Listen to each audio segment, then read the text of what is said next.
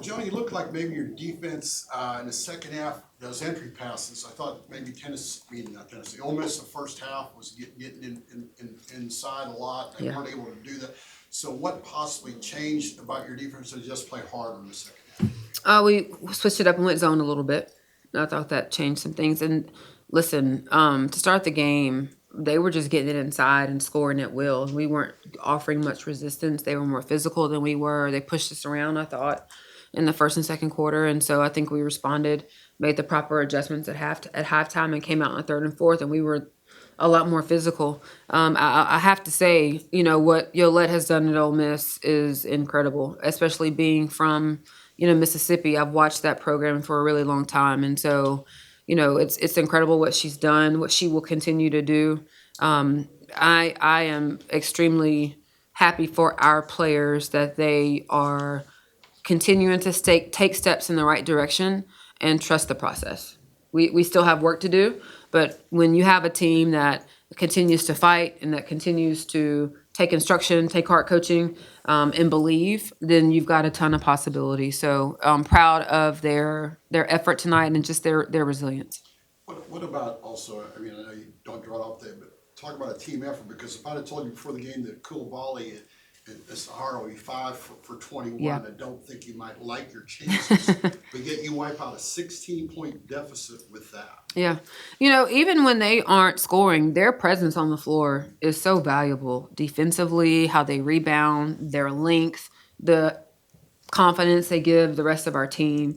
So even when they aren't necessarily scoring, the value that they have is just tremendous. And you still are going to guard her. You're still going to chase her off a screen. Same thing for both of them. And so tonight wasn't their night. I thought they did a great job of staying in it and finding other ways to impact the game. And I thought Soleil really stepped up. We've been really hard on her this week, just in terms of like managing the game and, making sure we're in the right spots. And I thought she came out and had an incredible floor game and scored as well.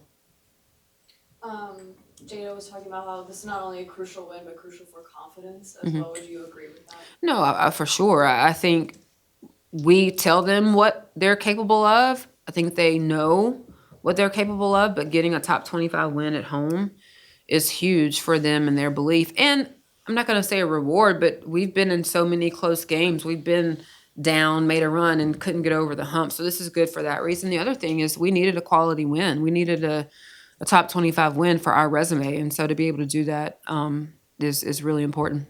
Have you seen Soleil kind of step into a leadership role on this team so far? I think for her, it's just getting out of her own way. She's so talented. She's got the ability to do so many things. And a lot of it is the pressure that she puts on herself. She's so hard on herself because she wants to do the right thing. She wants to make the perfect play. And there is no perfect game in basketball. So I think as we are continuing to just ask her to have a short memory, and when you make a mistake or what you consider to be a mistake, like what is the next best thing you can do right now, and get outside of like being upset about what just happened and move on to the next thing. And she's tried to take the right steps in that way. Coach Yola came in here and just spoke on how she believed A&M just wanted it more. Just what can you say about the fight of your team down the stretch? They stick together, and we've been saying all year long, we've got the pieces. We're behind. We've got to continue to get caught up, but they have fight. They have resilience. They love each other. They play for each other. They play for us as coaches. We coach for them. And so I think they believe. And we've had our challenges. And when you have been through some things, there's just something that you know about the person to the right and to the left of you. And so I think that it really helps us in these moments. Your first top 25 win here, what can you just say about that as a stepping stone and where you want this program to be? Oh, I think it's just, again, for us, it's the process of moving it in the right direction. It's good. Right now, my concern is that it's good for our resume and it's good for the confidence, and our players need that. And so we're going to enjoy it today, and then we're going to get ready for a really, really good South Carolina team at their place.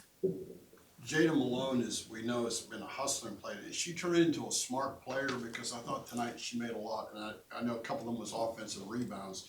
But you look at her effort, 7-7 from the field, 7 rebounds in 27 minutes. I don't think you really asked more for her, but her progress, the way she's come off that year off. Yeah, she's always had a high basketball IQ. I think she's even more locked in after missing last year and being able to be in our meetings as coaches and the stats that we asked her to keep on the bench last year. You know, we didn't ask her to keep deflections or fouls. We asked her to track our offense.